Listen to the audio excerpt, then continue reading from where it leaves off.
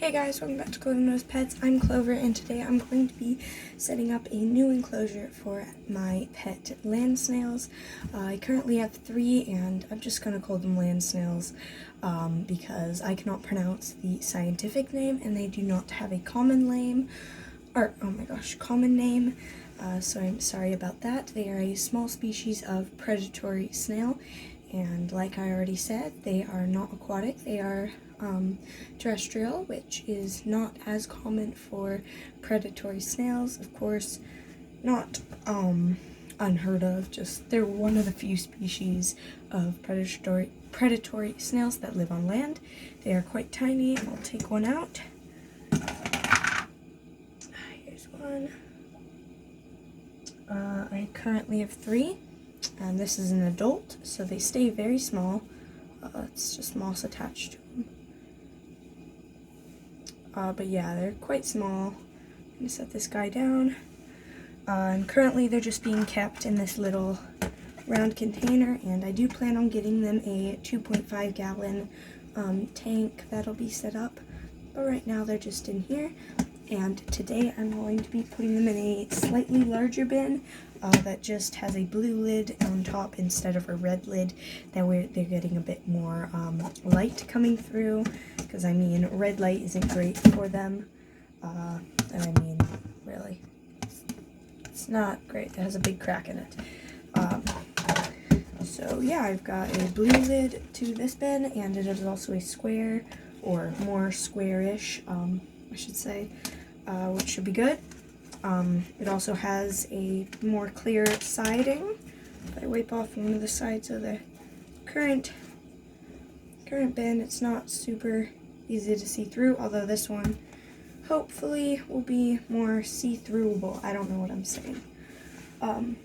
But so yeah, I'm gonna have it like that, and I want this setup instead of the current one, because right now they're just being stacked with my millipedes, and I want to be able to use this for millipede instead. And also I want to have them in a setup that I'll see them more often, because if I'm being honest, I haven't paid very much attention to them. For example, if their greens run out one day, it might not be refilled for the next 2 days, although it should be refilled daily, and that is a fault of mine, just because I don't pay attention to them as much, because I'll show you here. I have my isopods there right out in the open, and then I have the millipede in that other red container right back there, and then the snails would be right on top of that. Now, that means that looking here, I know there's a lot of light in this, but you don't really see them. I don't really interact with them. Well, you don't interact with snails, but yeah. I want to be paying more attention to them. I want to be paying more attention to them than I am now, so I'm going to be giving them a new setup. Alright, so first step, container. Got that, and I'm going to see if I can get some holes drilled in the lid, or maybe cut out a section of it and then put in some screen, because they do need ventilation. They're not a humidity-loving species. Now I'm going to go do this outside, so I'm not going to be filming this part, but I'm going to be taking this lid, heating it up with the gun so that the plastic starts melting, and then when it droops, because I've done this before so I know how it does this, I cut, and then I can cut around. Hopefully it works. I haven't done it with this kind of plastic, or this this brand of lid, but yeah, it's worked for me before, so hopefully it works. I'm doing it outside because it's not safe for me or the animals to be inhaling a bunch of burning plastic, so yeah. Alright, so I did it. The plastic acted a bit weirder, and it sort of caved in on itself. It works fine. Oh, that's a fish. And yeah, so I know this looks horrible, but it's temporary. So yeah, this is pretty much what it is. I made a hole in 3 of the corners, so I did a hole, and then I could stick the scissors through and cut, and then I made a hole, scissors through, cut, hole, scissors through, cut, and then I went back to the previous hole and cut that. Yeah, and then I put in some fiberglass screen, you can see it, and then taped it, and I taped it on the inside and the outside, just to make sure that it would be secure so that the snail couldn't get under here, or like under this part and up and out, because that would be a big problem. So yeah, I've got tape on both sides. It'll work as a temporary enclosure. Alright. Now I'm going to get the snails out and take out the substrate, because the substrate already has a bunch of springtails in it, which really help with mold and stuff, so I do want to keep that substrate. I might add more, who knows. But since these guys are nocturnal, they are not going to be out much, so, and they are very skittish, so I'm just going to set them in a little container without a lid, just because I know they're not gonna come out. They never do. And even if they were, I'm checking up on them often because I have them. I will have them right next to me. Alright, snail 1. Snail 2's coming in. Okay, snail 2. And the third snail is probably burrowed. So let me find him. And if you're wondering what the inside of this tub looks like, I'm not sure if I even showed it, but that's what it looks like. So now I'm going to take out the supplies and just set it on the old lid while I look for the other snail, because these guys do like to burrow, especially if it's a bit cold, which it's winter, and although obviously our house is heated. Oh, nope, he's under a leaf. But even though our house is heated, it does get a bit cooler up here, so we have to provide heat pads for the snails and the isopods, along with, obviously, we already have heat pads for the rest of the animals all year long, at least the reptiles. Separate the dry leaves from the fresh leaves. If you're wondering what that dry leaf was, it's not just rotten leaf, it's magnolia leaf, and I have this in here in case I ever didn't feed them, or they got out of food, or I didn't feed them enough, something like that. Clearly they do eat that stuff, although fresh is always better, and I provide fresh as often as I can, and hopefully now I will be able to remember better to do this daily. But yeah, I also have 2 pieces of cuttlebone. Yeah, just 2 pieces of cuttlebone for them to help keep their shells nice. Take out all the leaves. Right, and now I will take out the moss in here. Now, although I don't have much moss, I do have a bit. Honestly, I don't even know why I'm separating anymore. It's dead and it's dry and it's, yeah. I do also have a bunch of lichen on these sticks. Let's see if it'll let me show you. It's not going to focus, but yeah. Great. Done with that. Now time to dump it into the new container. Whoa, that went a lot faster than I thought it would. Alright, so I did recently top off the substrate with more. That's why you see the 2 different colors in this. Not super obvious on camera, but yeah. Alright, so I'm going to try and take off the sticker on the back too. That is one hard sticker.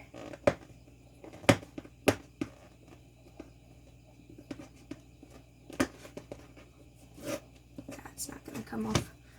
But so, the substrate, what is that? Oh, just wood.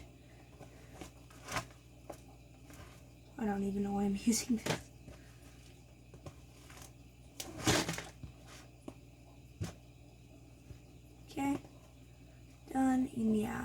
add some more substrate and it will lead up in the back.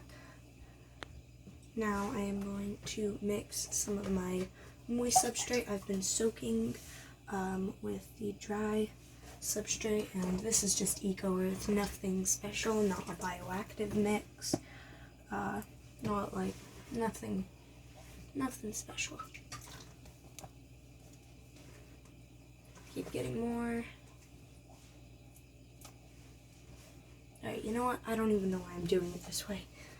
I'm just going to put my dry bag of Eco Earth in.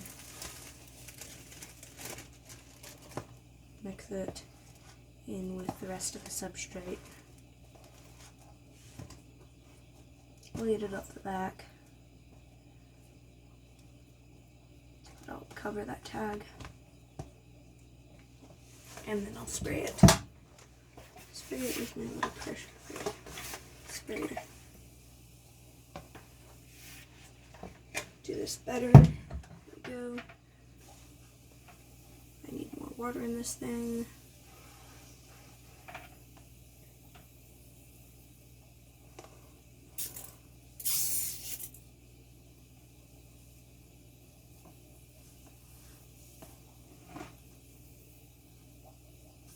Alright, that way the substrate is moist. So now we've got that. Just wipe this off quick. Alright, now I'm going to start adding stuff in. First I'll add this piece of wood, and I really like this piece because unlike a lot of the normal bark, it actually has this really textured back piece, and there's even little bits that the snails like to wedge themselves in. So definitely be adding that piece back in. Just set it over there. The leaves I'll set over here. Still none of the snails have come out like expected. Alright. There we go. Should set these under. There we go. Got the leaves in there. Gonna set the stick, and I think I'll actually set it like that.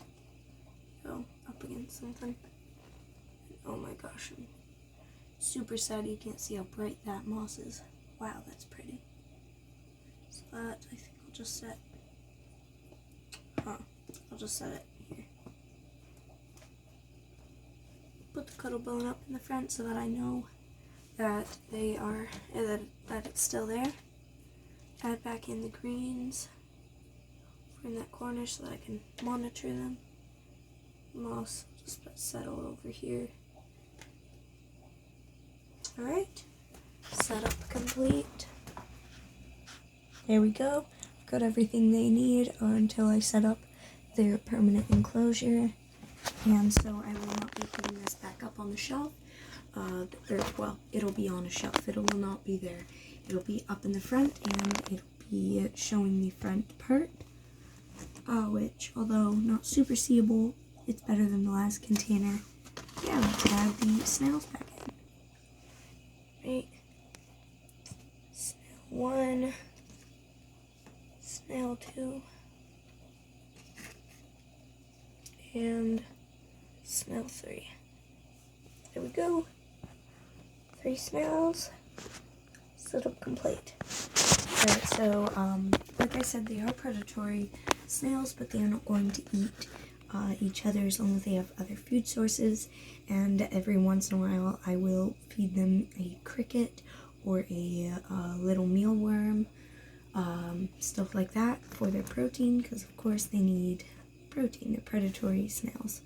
But yeah, they can live together and they will not eat each other. They're so cool.